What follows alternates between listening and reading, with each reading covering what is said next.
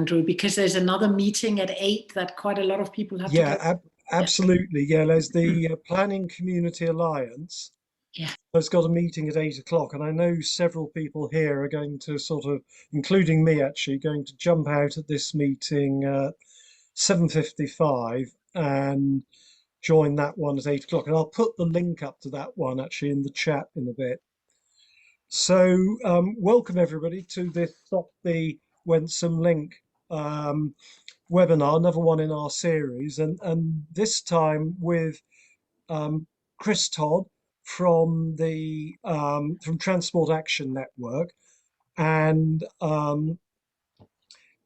Lisa from the Transport for Quality of Life consultancy.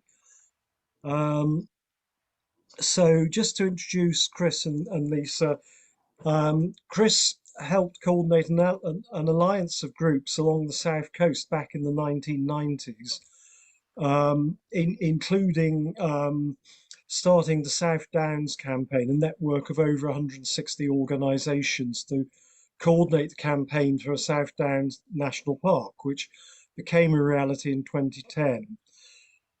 Since 2014, he was employed by the Campaign for Better Transport to support local groups fighting road cuts and bus cuts before setting up the Transport Action Network.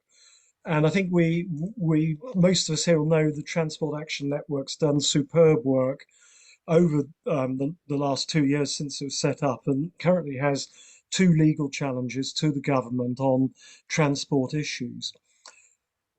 Lisa's going to give a presentation which go on for about 25 minutes. And Lisa's an environmental scientist by background, an associate of the Transport for Quality of Life, a specialist consultancy working to create a sustainable, equitable, zero carbon transport system. She's worked on a number of reports on the impact of road building and how to make our transport system fit for the climate emergency. So I'll hand over to you, Lisa, straight away. Thank you, Andrew. And I'll start sharing my screen. Can you all see that okay? Is that okay?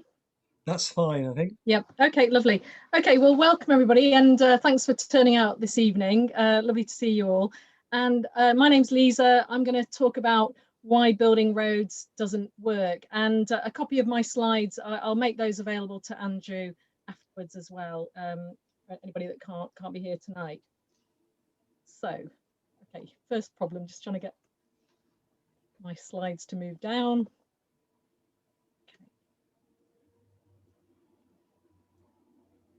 Okay, if you just bear with me.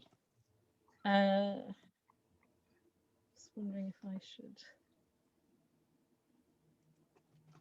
No, it's not working.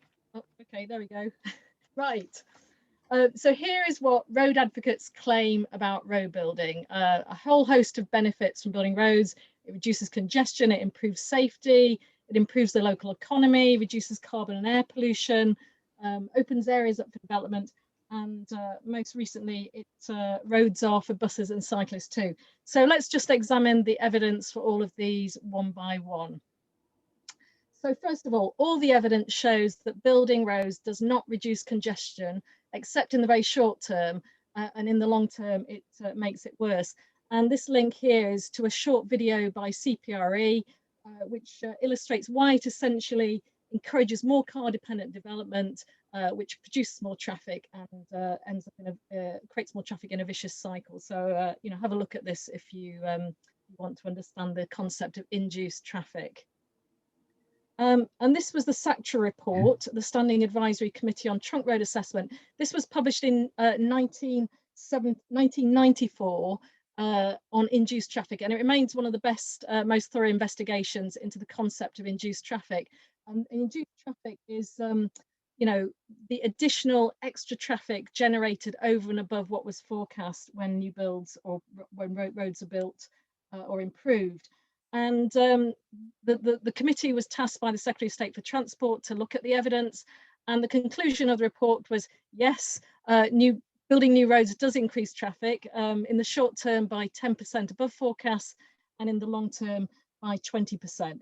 And although DfT accepted the results at the time, they've never really accepted the full implications, and the road lobby has downplayed the findings ever since they were published. So a more recent study that we did for CPRE in 2017, we re-examined the evidence on induced traffic. And for this, we used published information from the Highways, well, what was then the Highways Agency, now Highways England. This is their POPE studies. This is post-opening project evaluation studies. And these are studies that are published 1 year and 5 years after a major road is built. And it sort of evaluates, whether the road achieved what it set out to achieve. And so we use the evidence from those, supplemented by long-term evidence from 4 case studies. And our findings confirm the conclusions of the SATRA report that in the short run, traffic increased by 7%. And in the long run, the average traffic increase was 47%. And so these are increases over and above background traffic levels, regional or county level traffic. And we looked at a screen line. So we looked at, the old road and the new road together to take account of any, reassignment of traffic. So Highways England often claim their POPE studies show that induced traffic only occurs in a minority of road scheme. But this is due to the misleading way that they evaluate schemes, because there's a failure to check against actual trends as opposed to predicted trends, which are often very different. And this chart here, don't worry about the details. This is from Campaign for Better Transport. I think Chris actually helped generate this chart. And what it shows is government traffic forecasts over the years versus actual traffic. And all these coloured lines up here, these are the government traffic forecasts over the years. This bunch here is the 2015 forecast scenarios. And this black line along the bottom is actual traffic levels, what actually happened in practice. And as you can see, the DfT's track record in forecasting traffic levels is utterly dismal. The forecasts are always much higher than the actual traffic.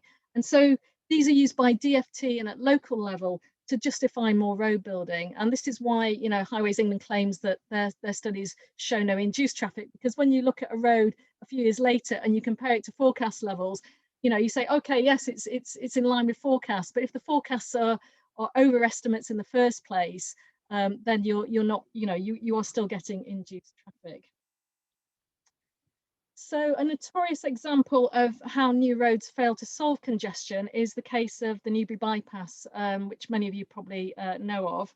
Newbury is in West Berkshire, and this was the scene of large-scale road protests in the 1990s that mobilised a wide cross-section of the population because of the extremely high ecological, landscape and heritage values of the route of the planned road.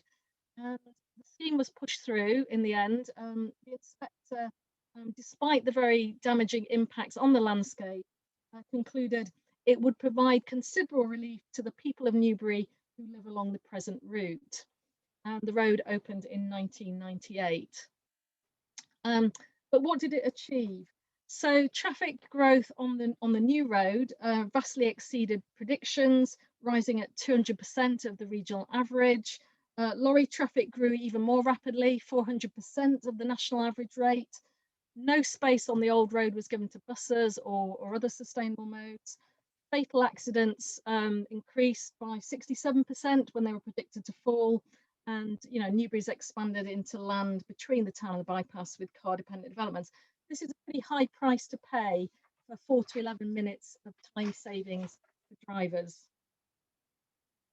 And this is a picture of the old relieved road in Newbury, which was itself a bypass. This was taken in 2006, so 8 years after the new bypass opened. And peak hour congestion on the old road was back to where it was before the bypass opened. And you can see the amount of heavy goods vehicles, just the type of traffic that you think a bypass might divert around a town. And 20 years on, this slide shows that growth on the Newbury corridor. So the red line here is traffic on the new Newbury bypass plus the old road together.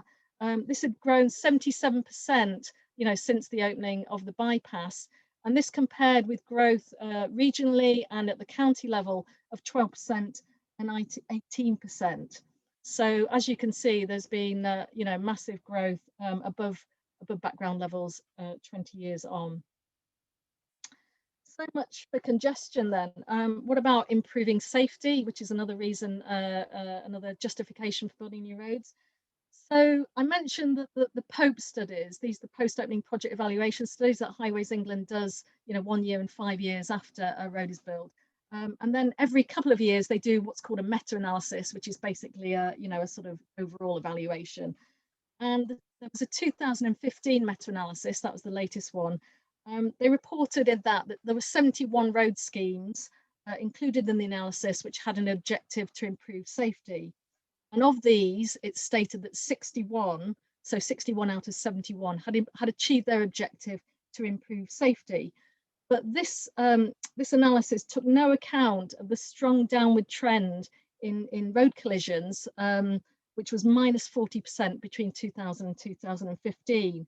So, you know, they compared the counterfactual case. So what would have happened, you're supposed to look at what would have happened if the road had not been built.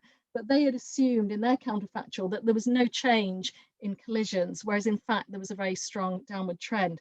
So the report that we did for CPRE, we also looked at safety, but in a much more methodologically robust way. So we compared it to what would have happened otherwise for 15 road schemes.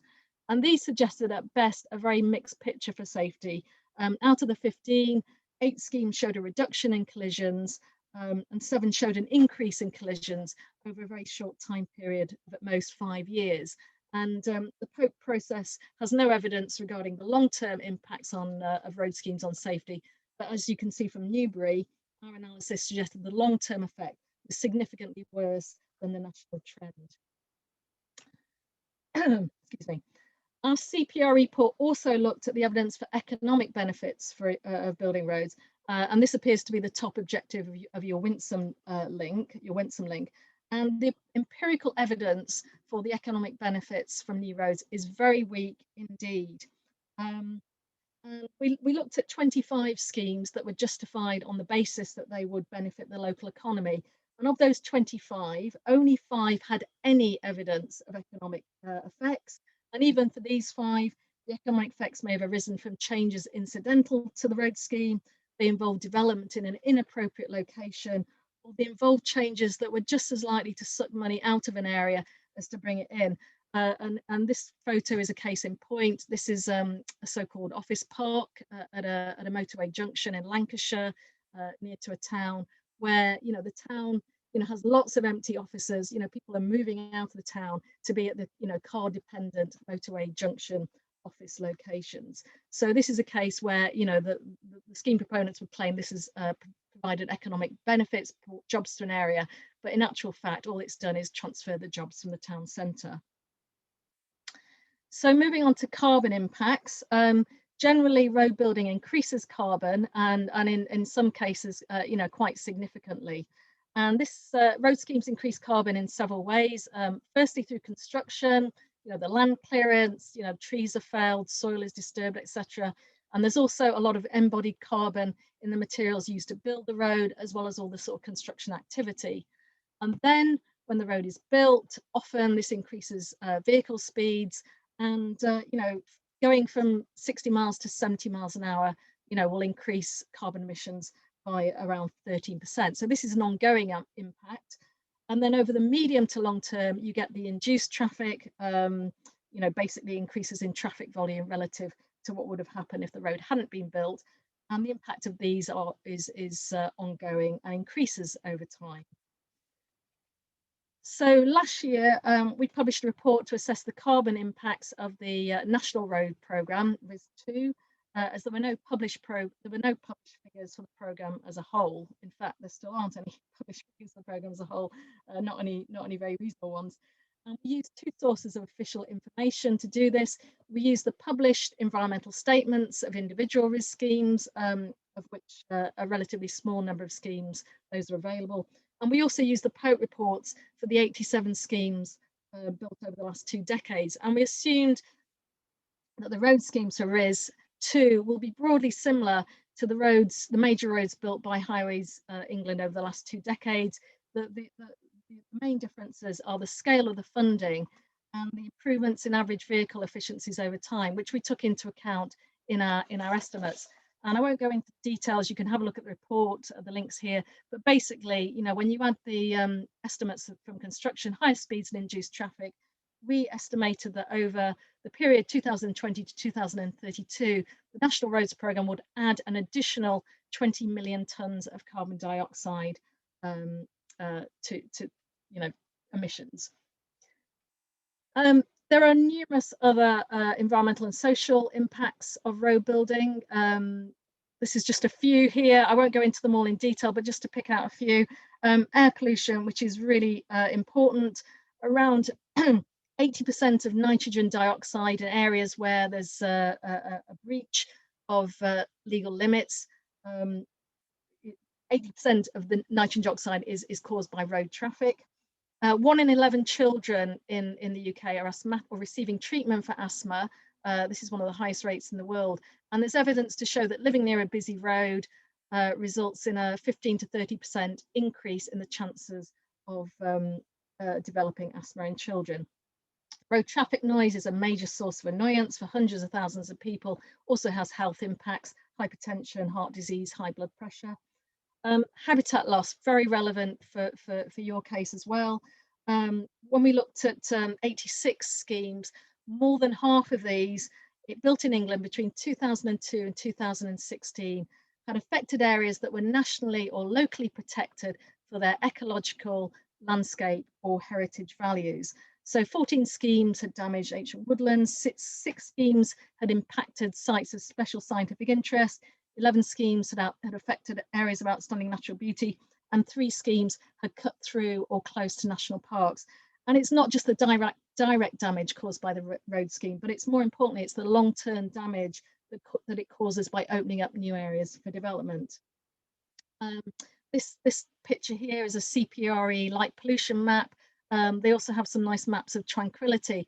And you can see very clearly from the map, obviously the major settlements come out clearly, but you can also see the road corridors in between the settlements. So light pollution, loss of tranquility, community severance, physical inactivity from people driving around, particularly for children that aren't as active as they were, and inequality, which I'll just mention in the next slide, and many other impacts. Access to transport is highly inequitable. This chart here shows the access of households to cars and vans, with the blue bar showing no cars or vans. And this is for all households, and it shows that around a quarter of all households in England don't have access to a car or van. And when you look at the lowest, income quintile, this rises to 44%. So 44% of the lowest income households don't have access to cars or vans.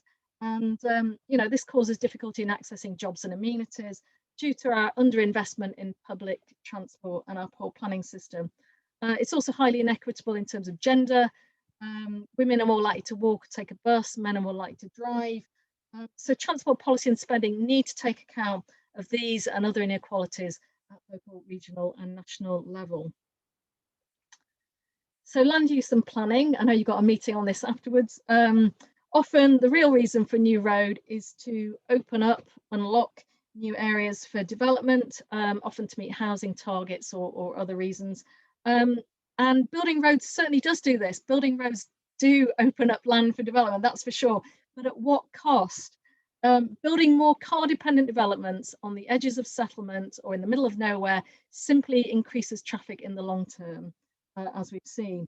And, I urge you to check out Transport for New Homes, their website and their campaign, to try and build new developments differently so people can walk, cycle or use public transport to go about their daily lives, rather than, yet another car development, cookie cutter development like this one shown here.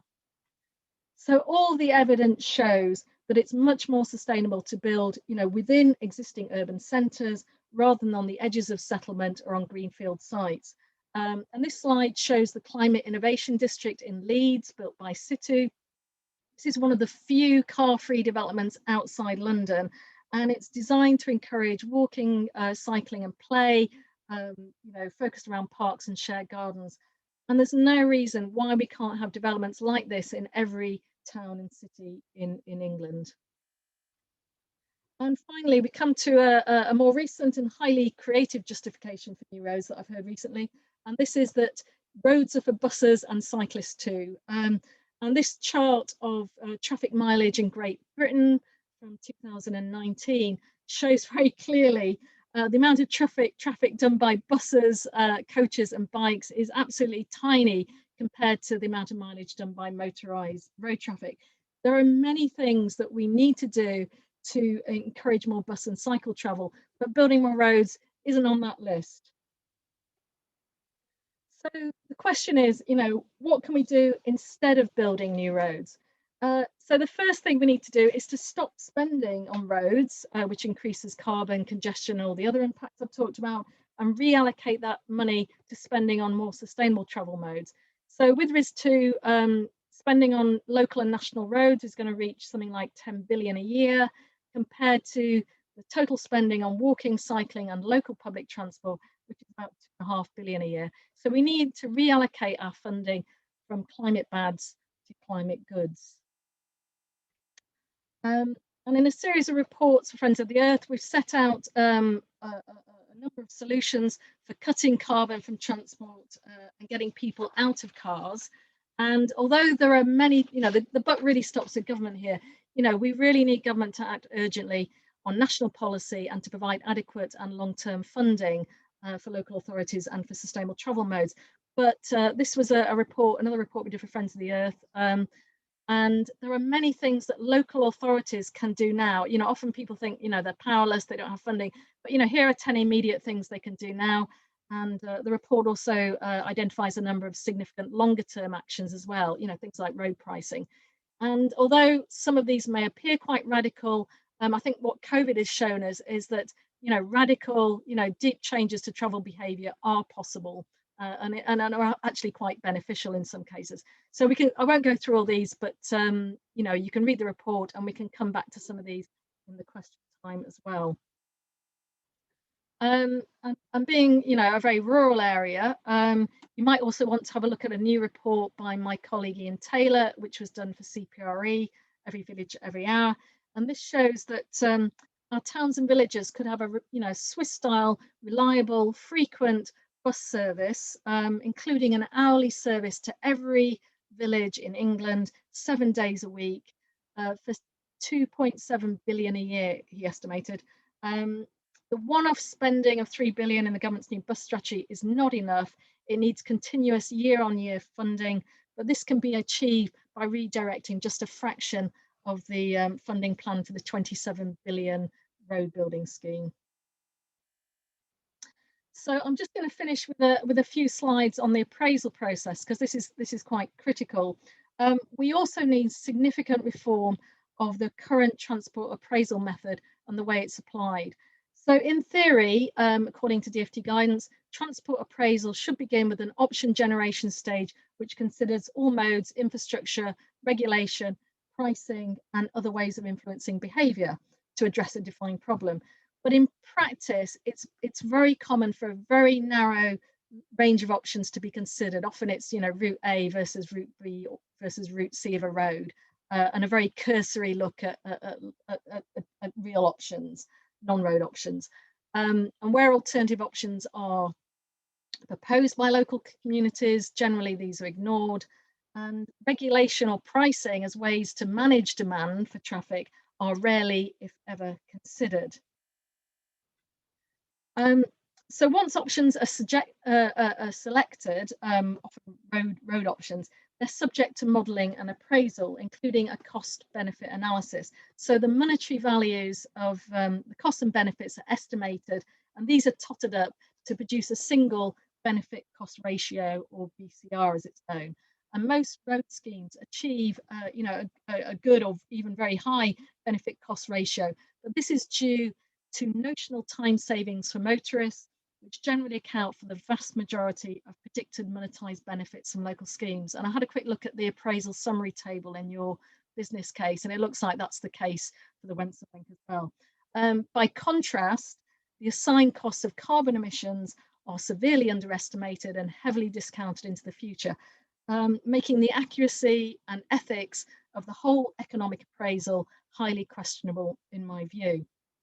So this slide, this is the Green Book. This is the Treasury's Green Book, which is the guidance issued by Treasury to all sort of project proponents on how to appraise projects, programs and policies. And this is what DFT bases its appraisal process on, and the whole cost benefit analysis approach.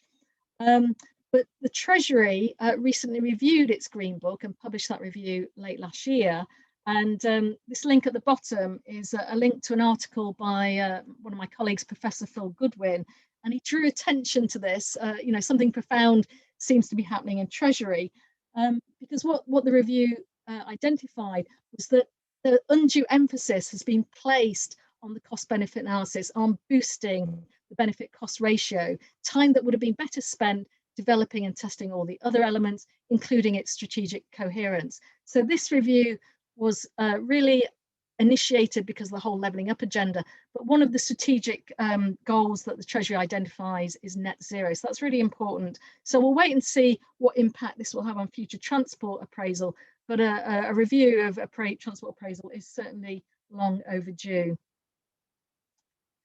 So just want to end on a positive note. So M4 in Wales near Newport, there were plans for a very controversial new road link to ease congestion around Newport.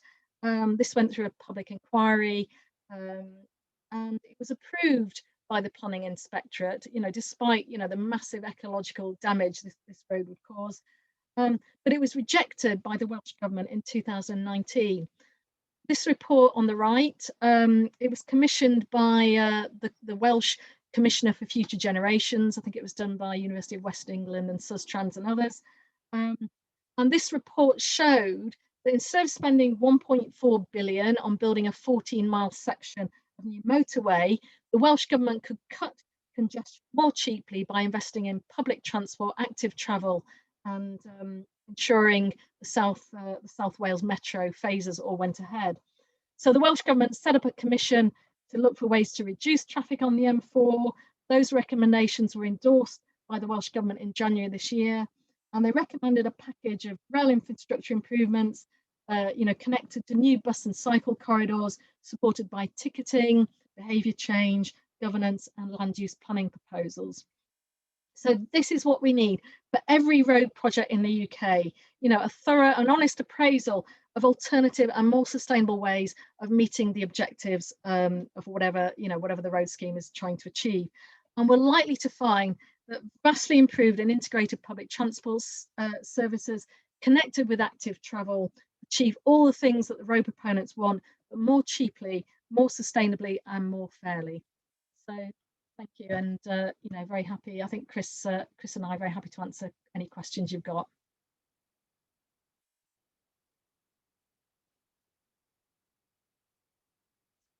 Can't hear you, Andrew. You're still on mute, Andrew. I'll say very briefly then. Thanks, Lisa. That was brilliant. And we've got equal time for questions. So let's start with that one, the electric vehicles one. I know there's huge controversy about that, and lots of arguments always. So will electric vehicles help us with the climate crisis? Do you want me to take that one, Chris? Yeah. Okay, so yeah, sorry, I've only just seen the questions, so I was too busy presenting. Yes, no, this crops up all the time, doesn't it? So we did a report for Friends of the Earth in 2018 called More Than Electric Vehicles, which shows that, you know, electric vehicles, they're definitely part of the solution to cutting carbon from vehicles, you know, but while they're, you know, essential, they're not sufficient. The trouble is that, you know, even with a ban on new petrol and diesel cars and vans by, you know, 2030, 2035, because obviously there's hybrid vehicles allowed as well. the proportion of vehicles in the fleet, it takes a long time to replace the fleet. There's 32 million cars, and we're only buying we're buying 2 million cars a year, so it takes a long time to replace the fleet. So the majority of mileage over the next 10 years is still going to be by fossil fuel vehicles, and the next 10 years is what is really critical, because it's the cumulative emissions and carbon that's important. So the impacts of electric vehicles will really only kick in in the next decade, not in the current decade. So that's why we need to cut traffic now rather than trying to rely on electric vehicles, because we just can't replace them. And also electric vehicles, although they cut carbon, they do very little for all the other impacts of road building, congestion, safety, even air pollution. Although there's no tailpipe emissions, they still create particulate pollution from brake, tire, road surface wear. So it's not even an answer to air pollution. So for all the other reasons, we need, it's much more sustainable to cut traffic, much more equitable, and much more sort of pleasant for communities to rather than have thousands of new roads and roads clogged with traffic. And the other issue I should just point out as well is, because electric cars are very cheap to run, expensive to buy, but very cheap to operate because there's no fuel duty, and they're more efficient and electricity is cheap.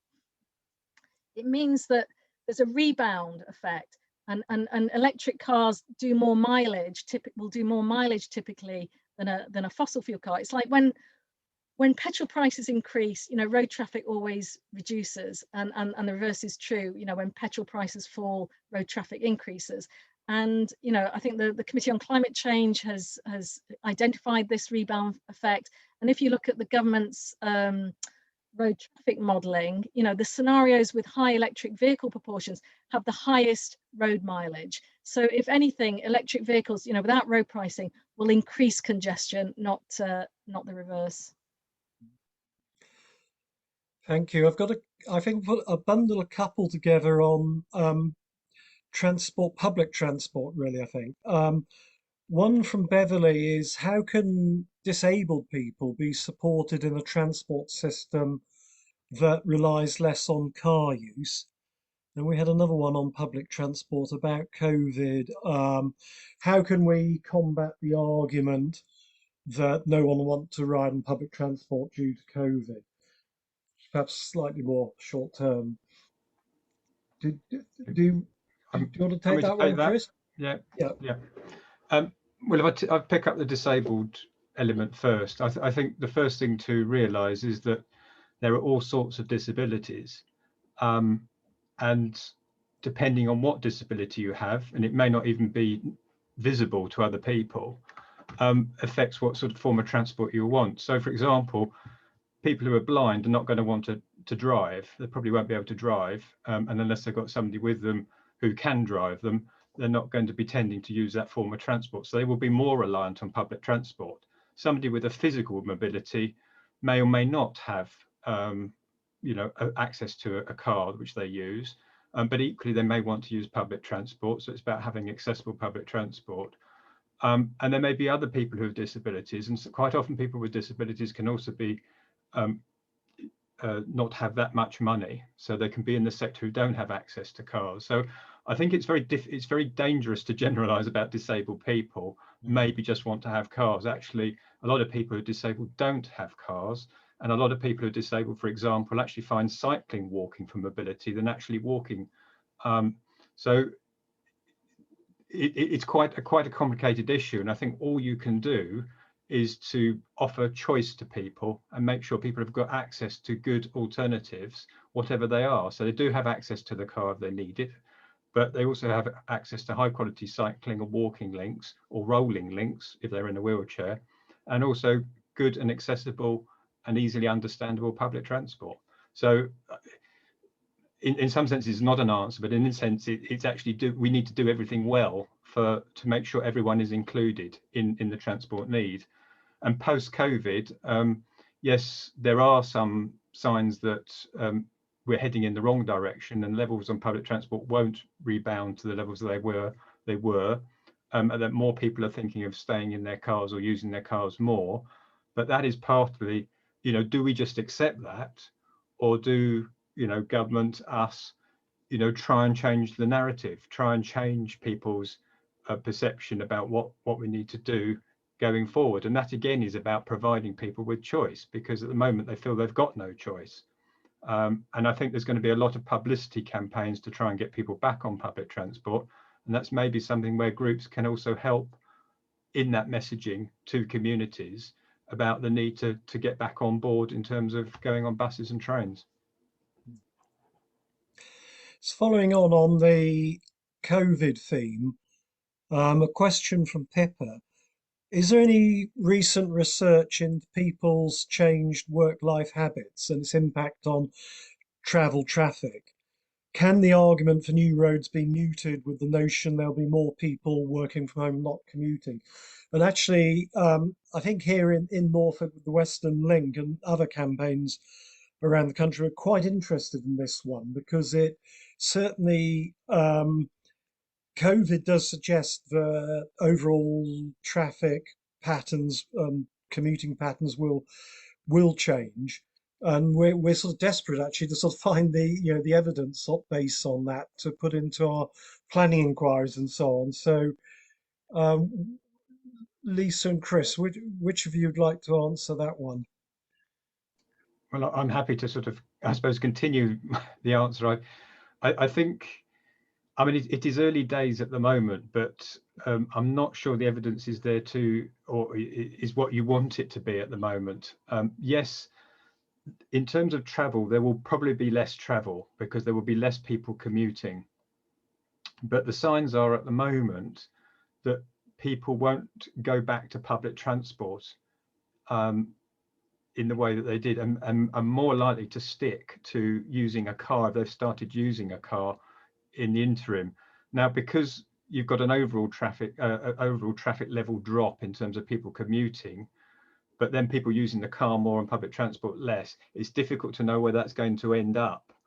And equally, whether the sort of get back on board campaigns that I'm sure the bus companies and train companies will be running, how much impact they will have.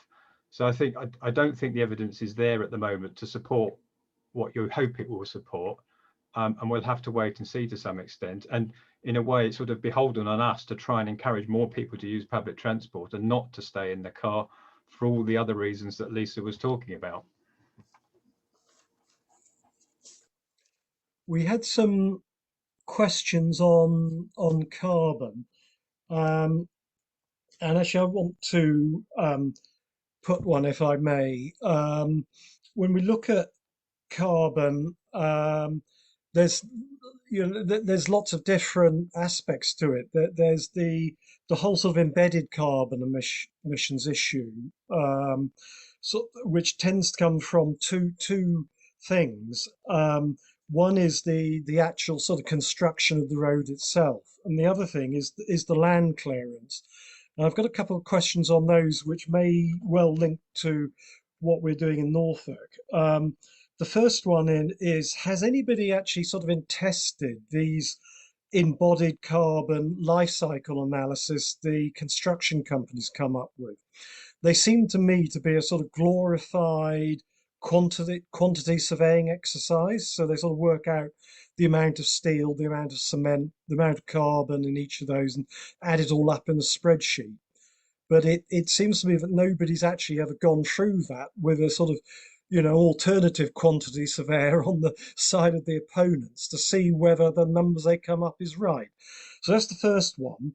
And the second one, sort of nowhere can I find anything on where people have worked out the carbon footprint from the land clearance. And I'm just wondering if there are any case studies of that. And also throw in that there was a Natural England report just a couple of weeks ago looking at the carbon footprints of all sorts of different natural systems, obviously peatland and stuff like that, but it actually looked at everything. And it looked to me like the data in that Natural England report could be extremely useful in terms of working out the land clearance carbon emissions. So I'm just sort of wondering if one of you, Chris, Lisa, could sort of fill in on how we could sort of up our game on challenging the embedded carbon emissions on those two themes? Shall I go there, Chris? Yeah, good question, Andrew. I think what you've identified is that the whole carbon assessment process is quite rudimentary. I think in a lot of areas there's a lot of guesswork, a lot of modelling, and it hasn't necessarily been stress tested as you suggest. For embodied carbon, yes, that quantity surveying kind of approach. I think that's how it would be done in a life cycle impact assessment in any case by anybody really. It's quite hard to do that really, and necessarily there has to be approximations. If you've got a ton of steel, how else do you estimate what the where unless you go back to exactly where it was come from and look at that particular smelt or whatever. However, I do think, and that comes from a sort of I think the consultants for road schemes, these are sort of Highways England methodology for that. I think there are people, I think there are academics who are looking at alternative sort of methodologies and alternative numbers. At the University of Oxford, for example, I'm pretty sure somebody there is examining that.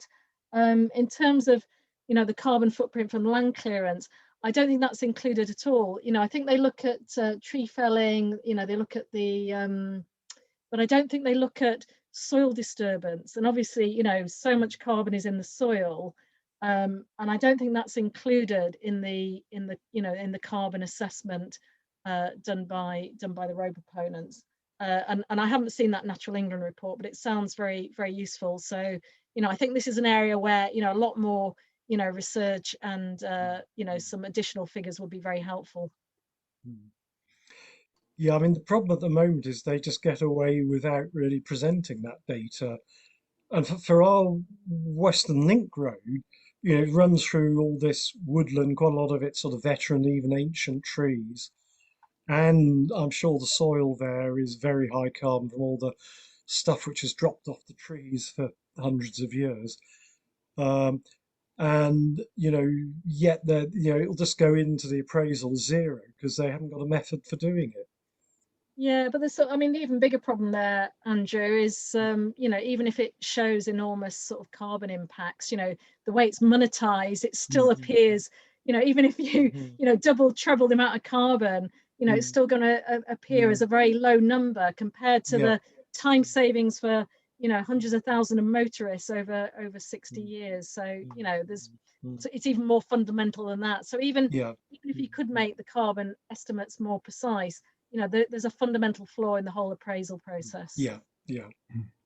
Can I just sort of come in to say that actually there's also other hidden carbon costs, but with the health warning that Lisa's just given, it probably won't make a huge difference in terms of their appraisal. But all the sort of carbon cost of the electricity generation, in terms of any EVs and plug-in hybrids, they are not counted as tailpipe emissions. They're counted as power generation, so they're shunted off into a different sector. And with the roads that then create more car dependent lifestyles, which generate effectively more car ownership, that manufacturing impact of new vehicles is also shunted off into other sectors. So actually the true cost of road building is diminished quite dramatically by sort of palming off all of these different impacts into different sectors, so it hides the true overall impact.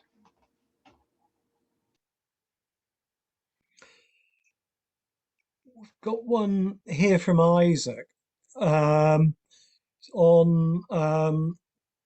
pollution from stormwater runoff and tyre wear and the impacts on ecology. And again, actually, that's relevant to the Wensum link with this viaduct. It's got a 700-metre viaduct which goes over the River Wensum, which is a special area of conservation. And we are concerned about the sort of spray and pollutants getting down into that ecological system at the river. So can you say a bit about how that sort of pollution you can be challenged. One of you, Chris or Lisa, Yeah, please. I mean, it brings to mind we did a number of detailed case studies in the CPRE report, and one of the ones that I did was the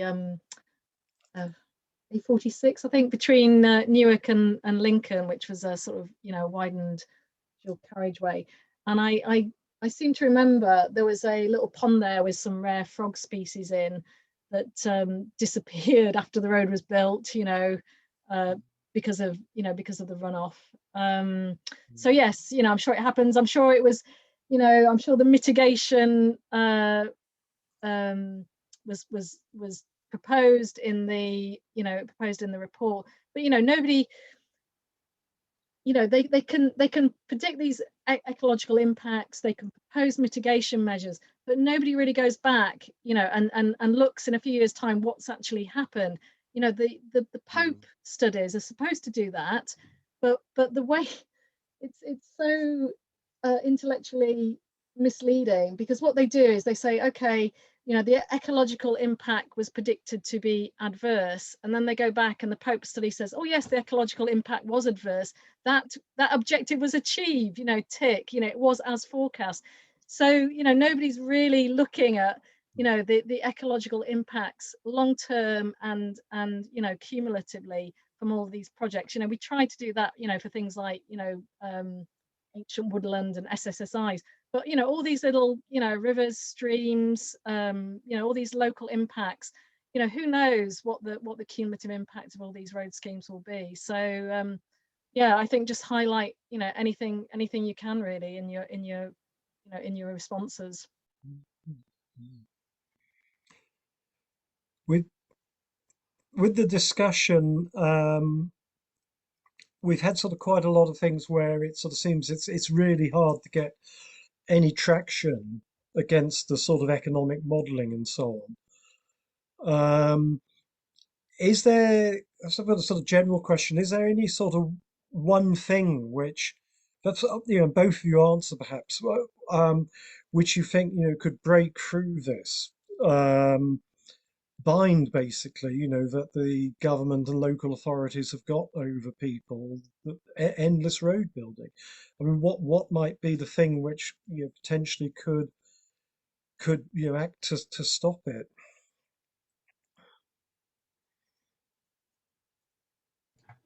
I think that's a very hard question to answer.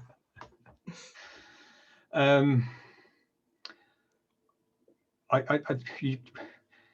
don't think there is a magic solution to any of this, unfortunately. I think it's a lot of hard work and long-term change of towards transport issues, so that people and politicians have a better understanding as to what they're actually doing, and can be held more to account.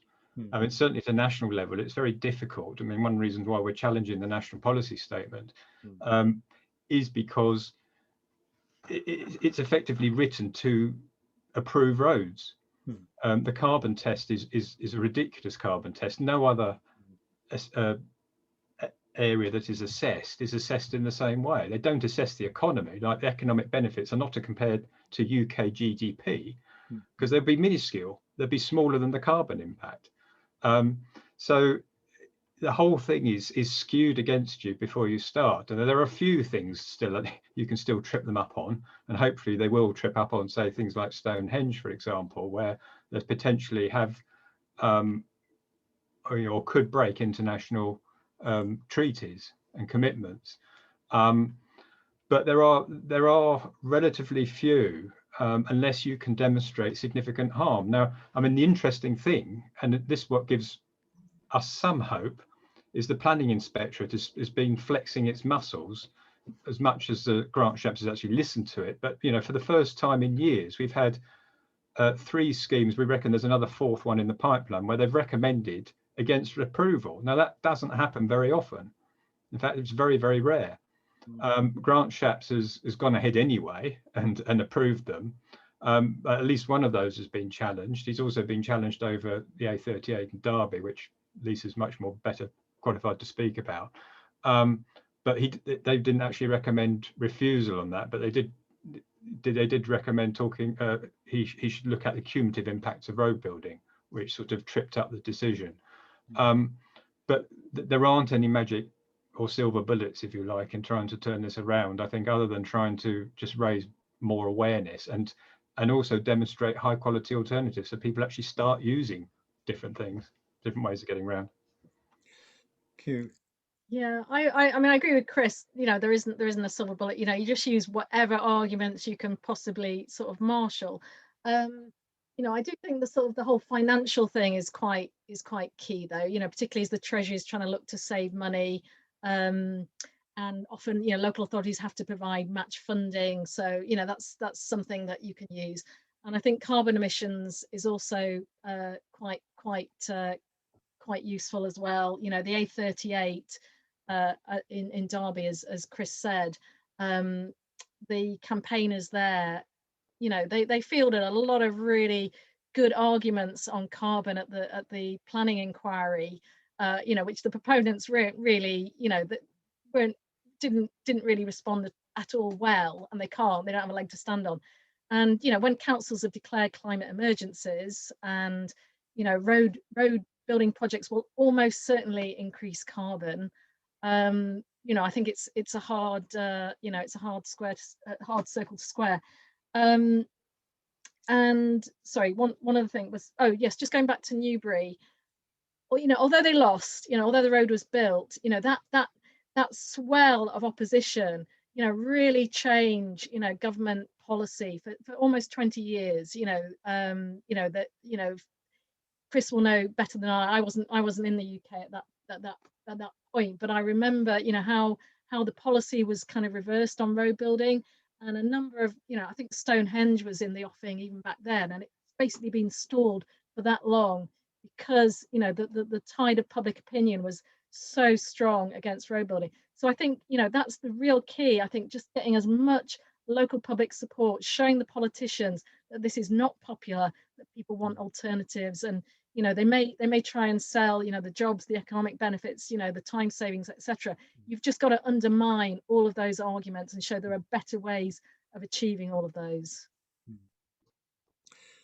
Q.